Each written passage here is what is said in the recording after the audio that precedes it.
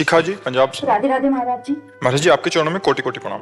महाराज जी जैसे कि आपने बताया कि वैकुंठ में दिव्य शरीर मिलता है, तो दिव्य शरीर क्या होता है? क्या वो हर समय परमात्मा की भक्ति में लीन रहता है? और परमात्मा स्वरूप होता है।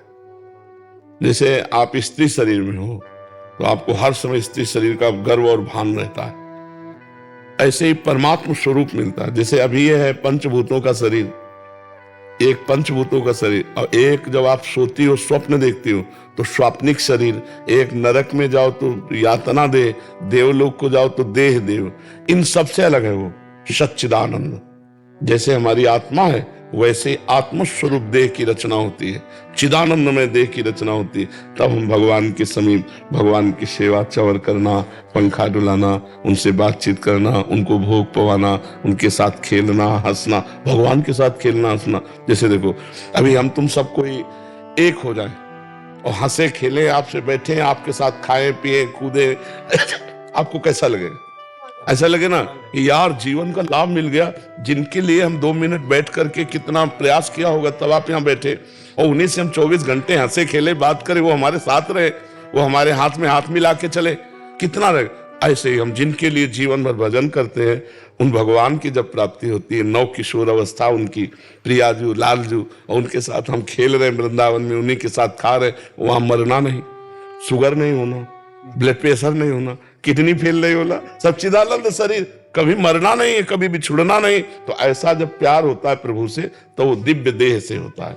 वो दिव्य देह भगवान प्रदान करते हैं और वो हमें मिलेगी। यदि हम नाम जप कर रहे हैं भगवान की शरण में तो परिणाम मिलेगा। जैसे ये पोशाक है, यह है पांच भौतिक पोशाक, बहुत घटिया पोशाक है।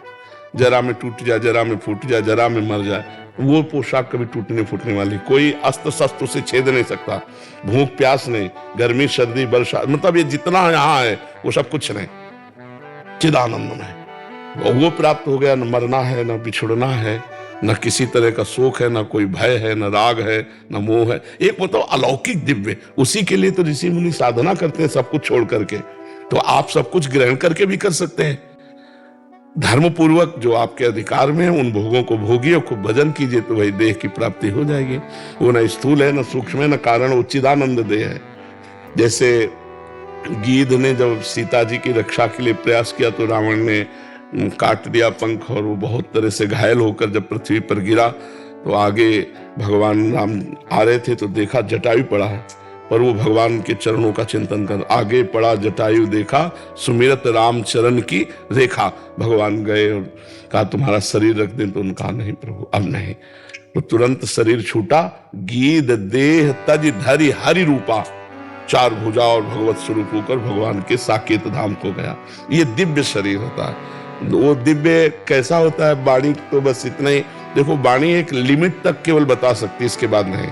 जैसे आपको एक गुलाब जामुन पाए, आपसे पूछे कितना मीठा है, आपको मीठा नहीं, कितना मीठा है, बहुत मीठा है, नहीं कैसा स्वाद लग रहा है, तो आप कहोगे, एक ही उत्तर होता है कि खा के देख लो। नहीं, वो आप प्राकृतिक वस्तु का भी स्वाद स्पष्ट नहीं वर्णन कर सकती, फिर चिदानंद भगवान का स्वाद कैसे वर्णन कर सके वाणी? इसकी एक क्षमता है, एक लिमिट है, वो लिमिट तक केवल बोल पाती है, इसके बाद नहीं। अब जैसे चिदानंद क्या है, इसकी क्षमता नहीं कि बोल दे, क्योंकि प्राकृतिक वाणी तो चिदानंद क्या बोले? वाणी की क्षमता प्राकृतिक रूप के वर्णन की नहीं है, तो चिदानंद रूप का कैसे वर्णन कर दे? इसकी एक लिमिट है। वाणी बहुत छोटी चीज है, एक लिमिट है, वो संकेत मात्र कर सकती, इसके अलावा नहीं। इसके अलावा अनुभव गम में भजे जय संता, जो अनुभव में आता है वही दिव्य भाव है। वो दिव्य वाणी में नहीं आ सकता, वो अनुभव में आता है। वो सखे भाव होता है। जो भाव करो भगवान से, भगवान मेरे पति हैं, भगवान मेरे पुत्र हैं, भगवान मेरे शिष्य हैं, भगवान मेरे मित्र हैं, भगवान मेरे प्रीतम हैं, जो भाव करो भगवान सब भाव स्वीकार करने वाले हैं। जी। सौरभ राजपूत जी आगरा से। राधे राधे महाराज जी। महाराज जी ऐसा भाव कैसे आए जब हम किसी व्यक्ति विशेष और भोग को देखकर आकर्षित ना हो और चिंतन भोगों से हटकर केवल और केवल प्रभु का ही रहे? नाम किसका प्रश्न है? जितना नाम जप करोगे उतना ही हृदय निर्विकार होता है। निर्विकार पवित्र हृदय कहीं आसक्त नहीं होता। मलिन और विकारी हृदय छोटी छोटी गंदी बातों में, छोटी छोटी वस्तु व्यक्ति स्थान में वो आसक्त हो जाता है। जितना मलिनता होगी उतनी आसक्ति बढ़ेगी जगत में, और जितने निर्मलता होगी उतने निर्विकारता बढ़ेगी, आसक्ति रहित जीवन होगा। ये सब भजन से होता है। विनिश्चितम बदामि तेन अन्यथा वचांस में हरिम भजन्ति ये नरा बहुसागर तरंति ते। ये निश्चित बात तुम्हें बता रहा हूं कि बिना भजन के संसार समुद्र से तरा नहीं जा सकता। बारी मथे घृत होए बरु सिकताते बरु तेल, बिनु हरि भजन न भव तरी या सिद्धांत पेल। तो भव तरने का तात्पर्य आसक्ति रहित हो जाना।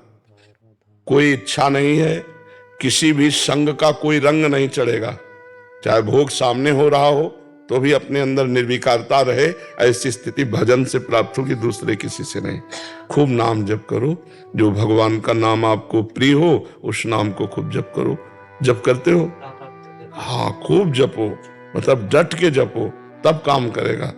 हमारा हृदय जब इस नाम की गूंज से भर जाए, ऐसे करो तो कान में तुम्हें राम राम राम राम, तब जाकर काम बनेगा। जब अतिशय रगड़ करो तो दो लकड़ियों के घर्षण से अग्नि पैदा हो जाती है, नहीं पैदा हो जाती। अरण्य मंथन उसे ही कहते हैं। जब हमारी जबान और राम नाम का घर्षण होगा तो माया भस्म हो जाएगी, ज्ञानाग्नि प्रकट हो जाएगी, सब निर्विकारता आ जाएगी। पर ब्रह्मचर्य, नाम जप, पवित्र आहार, सद्व्यवहार, ये होना चाहिए। अगर हमारा व्यवहार गलत है तो नाम जप का प्रभाव नहीं बन पाएगा। हम बेविचारी है तो नाम जप का प्रभाव नहीं बन पाएगा। हमारा आहार गलत है तो नाम जप में रुचि नहीं हो पाएगी। हमारा व्यवहार शुद्ध हो, आहार शुद्ध हो, आचरण शुद्ध हो, नाम जप करो, अभी निर्विकारता आने लगेगी। पर डट के करो, लंबे समय तक। सातु दीर्घकाल निरंतर सत्कार सेवितो दृढ़ भूमि। लंबे समय तक आदर पूर्वक खूब नाम जप किया जाए तो दृढ़ भूमि, हृदय में दृढ़ता आ जाएगी। ऐसे जैसे मल के प्रति कोई आकर्षण होता है क्या? मल के प्रति किसी का आकर्षण होता है तो मलमूत्र के द्वारों पर आकर्षण क्यों हो रहा है? मलिनता, हृदय की मलिनता। और है क्या? क्या है? दुर्गंध युक्त घृणित पदार्थों को फेंकने वाले द्वार हैं, मलमूत्र के द्वार ही तो है शरीर में।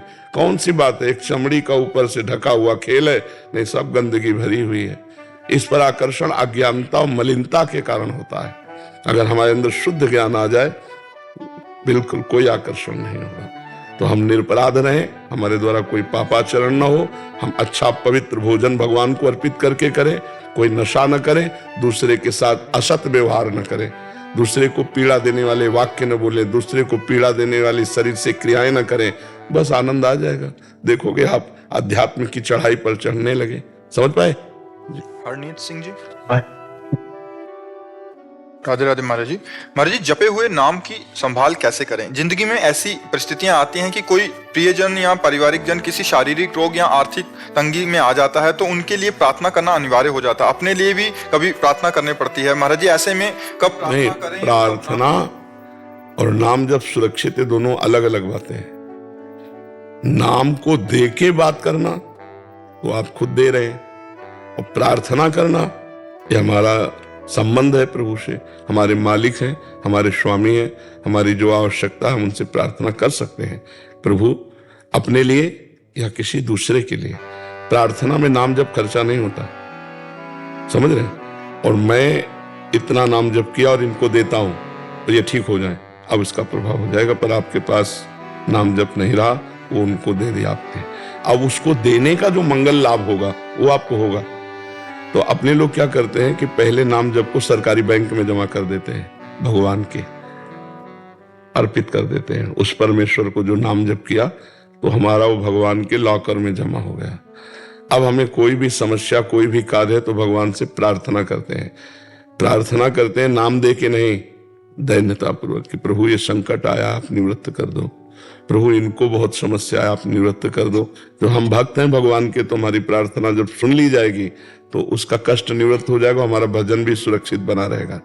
तो हम हर घंटे हर मिनट जो भजन करते हैं वो भगवान को समर्पित करते रहे। जो भगवान का नाम जप करते हो उन्हीं भगवान को क्या कहना पड़ेगा कि मैं अंदर से कि हे भगवान, ये 2 घंटे जो नाम जप किया वो आपको समर्पित करता हूँ। वो भगवान की बैंक में गया। जब हम किसी को ये अभी 2 घंटे जो नाम जप किया इसके फलस्वरूप ये ठीक हो जाए, तो अगर उसको 50 घंटे नाम जप की जरूरत है तो ठीक नहीं होगा, आपको और करते रहना होगा। और जब वो 50 घंटे उसका हो जाएगा वो ठीक हो जाएगा। तो अगर हमने अपने नाम को भगवान के बैंक में जमा कर दिया तो दीयम वस्तु गोविंदम तुभ्यमेव समर्पयामि, हे भगवान आपकी कृपा से जो भजन हुआ ये मैं आपको समर्पित करता हूं। अब इसके बाद इनके लिए या अपने लिए जो प्रार्थना करनी, प्रभु हमें अमुक समस्या है, अगर आप कृपा करो इसे ठीक कर दो तो हमारा भजन सुरक्षित रखा हुआ है, हमारी प्रार्थना से वो ठीक हो गया। ठीक है ना जी। यश जी दिल्ली से। राधे राधे गुरु जी। महाराज जी, गुरु बनाने के बाद भजन सिमरन करना जरूरी है? गुरु मिलने के बाद हमें बाहर वाली पूजा पाठ करना जरूरी है? भीतर वाली कर लो, अगर भीतर कर सकते हो। गुरु बनाया क्या है? आर्मी के बाद, आर्मी में भर्ती होने के बाद गोली चलाना आवश्यक है? ऐसा प्रश्न बनता है क्या? तो मेरे पेरेंट्स ने कहा था कि जैसे इन्होंने गुरु बना लिए, जैसे अब नवरात्र आते हैं तो ये व्रत नहीं रखते और जैसे प्याज खा लेते हैं तो इनको वो पाठ पे चढ़ेगा, गुरु तो इनको कहते नहीं ऐसे करने के लिए।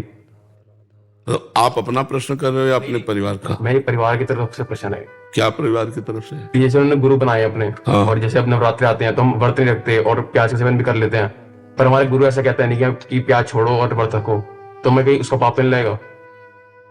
गुरुदेव ने वो सिद्धांत बताया नहीं इनको कि प्याज लहसुन छोड़ना चाहिए, व्रत रखने चाहिए, बट ये रखते नहीं है और प्याज लहसुन का भी सेवन करते हैं, तो ऐसे में क्या अपराध लगेगा शिष्य को? आपको चाहिए कि गुरु बनाना, गुरु उसी को बनाए जिसको सम्यक ज्ञान हो, सिद्धांत का उपदेश। केवल कंठी बंधाना गुरु थोड़ी होता है। हमारी दिनचर्या कैसी चलनी चाहिए, हमारा खान पान कैसा, हमारा उठना बैठना बोलना कैसा होना चाहिए, अगर ये नहीं तो गुरु का मतलब क्या? केवल कान फूंक देना, कंठी बांध देना, मनमानी आचरण करो तो तुम्हारा कल्याण हो जाएगा क्या? नाम जब तुम करते हैं कि जैसे तीर्थ स्थान पे जाना ये जरूरी है या नहीं है? बिल्कुल जरूरी है, क्योंकि हमको जैसे हम तीर्थ स्थान जाते हैं तो हमको मंगल में पवित्र परमाणु मिलते हैं, उन्हीं के बल से तो हम भजन करते हैं। हम पवित्र भोजन करते हैं तो हमारे विचार पवित्र रहते हैं, हम पवित्र संग करते हैं तो हमारा पवित्र आचरण होता है। क्योंकि हमारे ये आचरण बने रहे तो नाम जप का मतलब क्या रहा? हमारे इन आचरणों का त्याग हो और हम अच्छे आदमी बने, हम दूसरों का मंगल करने वाले बने, हमारे विचार सबको अनुकूल पड़े, तब तो बात समझ में आती है। तो हमें लगता है गुरु तभी बनावे जब हम अपने आचरणों को बदलने की भावना रखें। यदि आप अच्छी बातें यहाँ सुन रहे हैं और अपने जीवन में धारण करें तो हो गया ना गुरु मंत्र, कि हमको एक बात वहां से मिली, एक बात वहां से मिली, एक बात वहां से मिली, तो हम सब संतों की बातें जोड़ते तो हम खुद संत बन जाएंगे। अच्छी अच्छी बातें ग्रहण करना ही तो गुरु की बनाने की बात है। गुरु के मुख से अच्छी बातें सुनना, गुरु के मुख से भगवान की बातें सुनना, नियम की बातें सुनना, मंत्र सुनना, नाम सुनना, हो गया गुरु का संबंध। अब केवल नाम जप करने की बात को तो पापवंत कर सहज स्वभाव, भजन मूर्ति भाव न काओ। जो गंदा भोजन करेगा, पापाचरण करेगा, वो भजन नहीं कर सकता और ड्रामा करता है। नहीं तो आप नाम जप करो और देखो गलत आचरण करके यदि आपका हृदय न जलने लगे तो हमें बताना। आपका हृदय जलेगा कि यार मेरे से क्यों हो गया, मैंने ये क्यों खा लिया, मैंने क्यों पी लिया, मैंने क्यों देख लिया, और रोएगा कि यार भगवान मेरे को सामर्थ्य दो कि आगे से मेरी गलती ऐसी ना हो। समझ पा रहे हो आप? तो ये बात। निशा शर्मा जी हरियाणा से। महाराज जी, वैसे तो मुझे अपने सारे प्रश्नों के उत्तर आपके वीडियोस देखकर मिल गए हैं गुरुजी, फिर भी एक प्रश्न मन में आता है कि पाप शरीर नहीं करता, विचार करते हैं। और नहीं, विचार नहीं करते। विचार का कोई पाप नहीं है, क्रिया का पाप है। कलिकर एक पुनीत प्रतापा, मानस पुण्य होए नहीं पापा। अगर विचार ही केवल है और वो क्रिया रूप में परिणित नहीं हो पाए तो पाप नहीं लगेगा। तो आपका जो अधूरा इसमें है वो ये है कि विचार का पाप होता है, क्रिया का नहीं। विचार का पाप नहीं होता, क्रिया का पाप होता है, विचार का नहीं। गुरुजी, जैसे नदियों में नहाते हैं लोग, गंगा में, प्रयागराज में, तो वहाँ पे जैसे पाप धुल जाते हैं। प्रश्न मेरा पूरा यही था कि शरीर जैसे धोके आते हैं वहाँ पे, लेकिन फिर भी पाप करते हैं आगे, तो पाप धुल जाता है उसमें। देखो, इसमें ये देखना है कि अगर हाथी स्नान किया और फिर धूल डाल लिया तो उसके स्नान का महत्व क्या रहा। अगर गंगा स्नान किए फिर आकर के पाप किए तो क्रियाएं ही तो ना, गंगा स्नान भी एक क्रिया की, अच्छी पवित्र क्रिया, और इसके बाद गंदी क्रिया मतलब फिर धूल डाल लिया, तो लाभ क्या मिला? उनकी बुद्धि भ्रष्ट है। वो भ्रष्ट बुद्धि के लोग हैं जो सत्कर्म करके फिर असत्कर्म करते हैं। यदि आप गंदे आचरण करोगे, गंदा व्यवहार करोगे, गंदा चिंतन करोगे तो अब फर्क क्या पड़ा आपका और उस नीच आदमी में? तो नाम जप का प्रभाव कि वो सब रोक दो। गंगा स्नान का प्रभाव है कि गंगा जी को प्रणाम करो, नियम लो कि आज के बाद पापाचरण नहीं करूंगा, फिर तो बात बन जाएगी। अब क्रियाएं करो तो क्या मतलब है? जी, आपने कहा था कि 24 घंटे में अगर एक घंटे में भी एक बार राधा नाम ले लो तो आपका वो पूरा राधा नाम पूरा हो जाता है।